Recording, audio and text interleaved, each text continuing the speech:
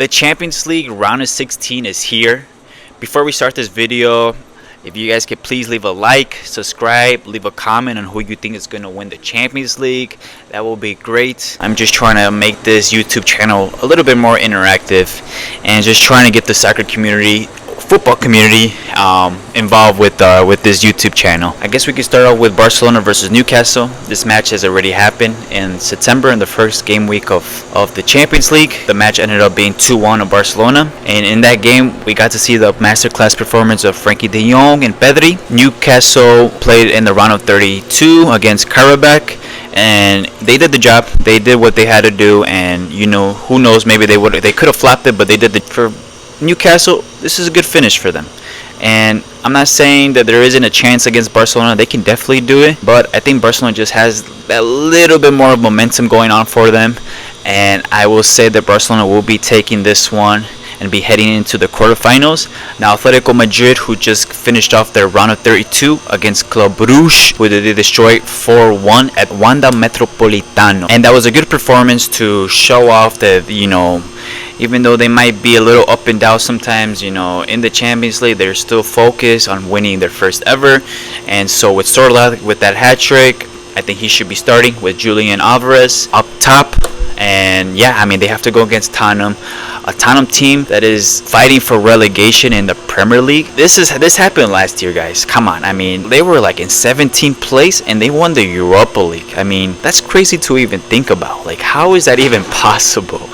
And they have to face against a Tottenham that is very shaky at the moment. But I mean, who knows? This could be a Tottenham that in Europe, they're like the Real Madrid, and in the Premier League they're just like a Burnley. Who knows what might happen in this match, but I am going to go with Atletico Madrid. I think they just have that little bit more of momentum going for them at the moment. I feel like they just have more desire to actually stay in this competition than Tottenham have. Yeah, so I'm going to go with Atletico Madrid going through into the quarterfinals. Next up we have Bodo Glimt versus Sporting Club. This one is a flip coin. First, you have Sporting Club, who clutched up their last two Champions League games to make it into the top 8 against PSG, and then also beating Athletic Club away. I mean, that's pretty impressive, you know, beating the champions of Europe and then beating Athletic Club away in the last minute too.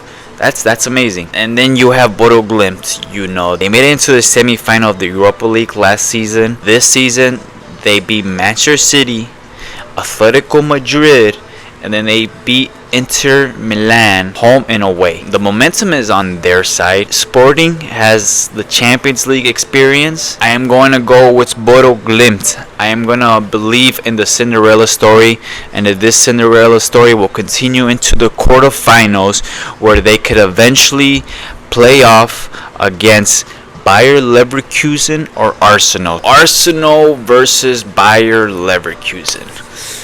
Oh man, I mean, from looking at this bracket on the right side, this just screams Barcelona or Arsenal to the final. Knowing Arsenal and their history of bottling leagues and matches, this match can go either way.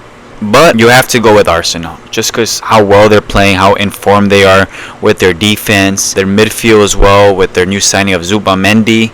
And their forwards are kind of shaky, but when you have a good midfielder and a defense, even with performances like that's enough to win you games. Bayer Leverkusen had a shaky start to the season, but they look like they have been picking up form as of late. But you gotta give it to Arsenal at the end of the day. Switching over to the other side of the bracket, we have Chelsea versus PSG. I feel like this match has a lot of nostalgia in the Champions League. I don't know about you guys, but I remember watching that game of David Luiz scoring that kind of last minute header to tie it up and go to extra time against Chelsea back in like in 2016, 2015. So this screams Champions League classic. They played last year in the Club World Cup, in which Chelsea won 3-0. PSG are clear favorites to go through. You can never count out Chelsea. When you put them as the underdogs, they win the whole damn thing. They managed to win the whole thing. Honestly, I think I have to go with Chelsea. I don't know what it is. I think PSG, compared to last year, this year they seem to be a little shaky. I feel like they have a lot of injuries going on, especially with their main forward, Ousmane Dembele. I don't know. I think I have to go with Chelsea. Even though Chelsea are a little bit shaky in the Champions League, you just can't count them out. I'm going to have to go with Chelsea. They beat the champions of Europe and they go through to the quarterfinal. And now let's talk about Liverpool versus Galatasaray. They already played each other in the beginning of the Champions League rounds, in which Galatasaray won 1-0 to an Osimhen penalty, but that was like the beginning of Liverpool's downhill form, where they lost like 4 games in a row. But now we're seeing a new Liverpool. They look like to be picking up a little bit of form now, with McAllister in the team now.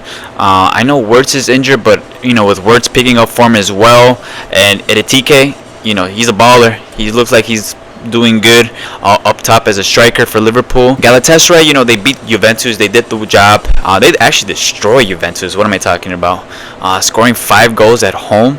That's big. That's big. Even though Juventus is not the best at the moment, Galatasaray did the job.